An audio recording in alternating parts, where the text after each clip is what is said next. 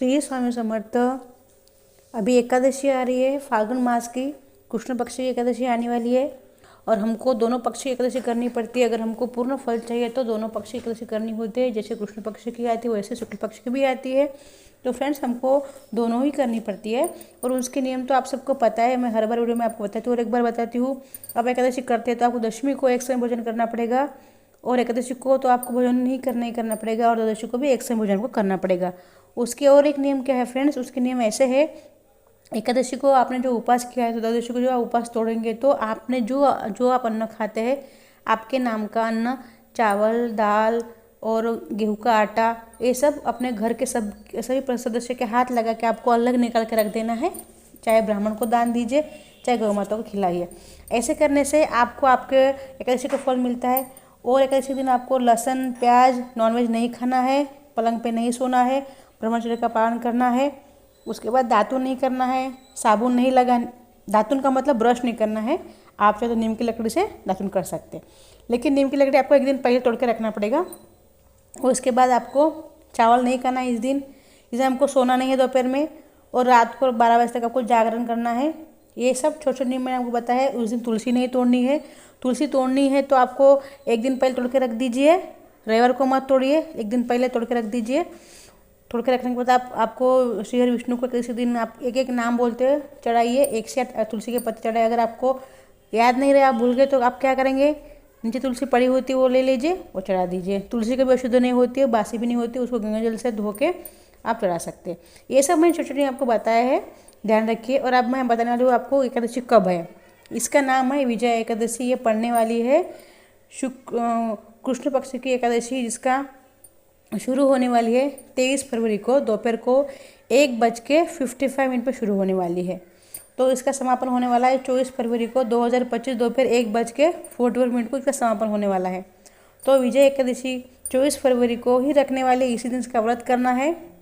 एकादशी करने से क्या लाभ होता है, हमारे पाप नष्ट होते हैं, हमारे पितरों को मुक्ति मिलती है, हमको विजय मिलता है। ये जो कथा है युधिष्ठिर जी ने पूछा था श्रीहरि विष्णु भगवान को, उन्होंने कहा था, कृष्ण जी ने कहा था, अगर ये एकादशी जो कोई भी करता है उसको विजय मिलता है।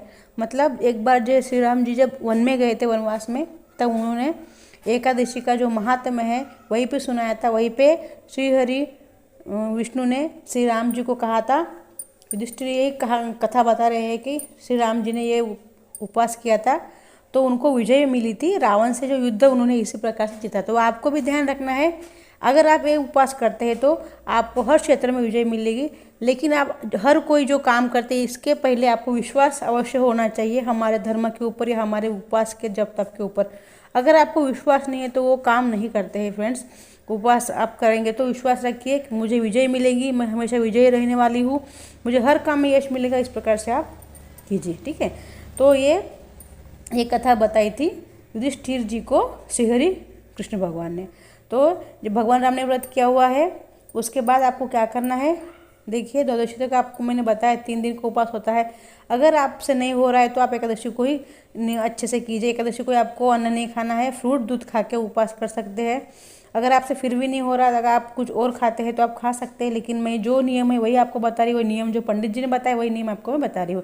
अगर आपसे फिर भी नहीं हो रहा है तो आप अन्न खा के या फिर और किसी आप जो साबूदाना खाते हैं या और कुछ फलाहार करते हैं तो आप कर सकते हैं। लेकिन सही नियम यही है कि आपको इस दिन खाली फलाहार ही नहीं, आप केले, दूध और जो फ्रूट्स होते हैं वो खा के कर सकते हैं, अन्य फ्रूट खा सकते हैं। लेकिन आपसे नहीं हो रहा तो आप कुछ भी और अन्न ग्रहण कर सकते हैं। अगर आप बीमार हैं, बच्चे, तो आपके लिए ये नियम लागू नहीं होंगे, क्योंकि अगर आप बीमार तो आपको दवा लेनी है तो आपको अन्न ग्रहण करना पड़ेगा। अगर आप दूध और फ्रूट खा कर रह सकते हैं तो आप रह सकते हैं। और मैंने आपको बताया जिन पे सेंड करना है, लहसुन प्याज नहीं खाना है। इसमें इस दिन आप चावल, चने की दाल, मसूर, कांसे के बर्तन का इसका सब परहेज होता है। मतलब इसमें आप नहीं खा सकते, इसको आपको परहेज करना है। तो ये मैंने नियम बताए फ्रेंड्स, आपको बेसिक नियम है, आप अवश्य पालन कीजिए। अपने परिवार को, अपने फ्रेंड्स परिजनों को भी इसको शेयर कीजिए तो उनको भी पता चले कि एकादशी व्रत का पुण्य हमको किस तरह मिलता है। फिर आपको और एक नियम होता है, आप एकादशी करते हैं तो आपको पहले संकल्प लेना पड़ता है। अगर आप संकल्प नहीं लेंगे तो आपको एकादशी किए हो कैसे पता होगा।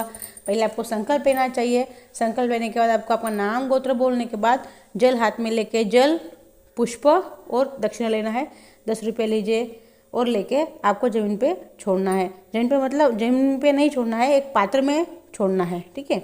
आपको बोलना है कि मैं एकादशी का संकल्प ले रही हूँ, मैं करूँगी, ऐसा बोलते हुए छोड़ना है। फिर संकल्प तोड़ना भी है। एकादशी को जब आप तोड़ते हैं तो संकल्प तोड़ना है, बोलना है मैंने एकादशी का व्रत किया है।